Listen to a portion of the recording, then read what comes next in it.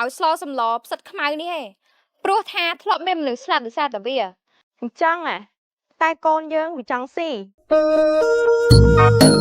បើមិនបានស៊ីថ្ងៃនេះទេពេលលោកម្ចាស់មកវិញពួកឯងទៅថ្មងហើយបើវាចង់ស្លាប់ខ្លាំងណាស់ក៏ធ្វើឲ្យវាស៊ីទៅថ្ងៃនេះលោកស្រីវ៉ាតច្បាស់ជាសប្បាយចិត្តមិនខាននេះឈានណាស់នឹងធ្វើម្ហូបឲ្យឆ្ងាញ់ដើម្បីឲ្យលោកស្រីវ៉ាតប្រសាហើយលោកស្រីវ៉ាតចង់ចាំរសជាតិនេះអស់មួយជីវិតមក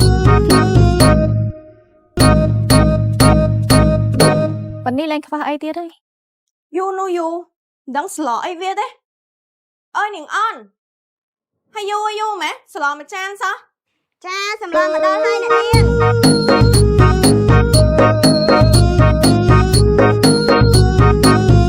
ឆ្ងាញ់បងវាតានៅណាជាអ្នកធ្វើហ្នឹង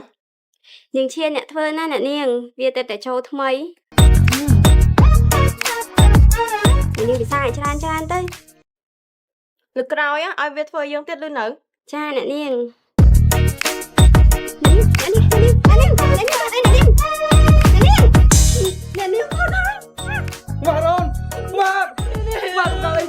អ្នកនាងវត្តស្លាប់ហើយមិនបានអ្នកនាងវត្តស្លាប់ទាំងអ៊ំពីនិយាយថាបើហូបស្លោឯងតែឯងស្លោហ្នឹងណា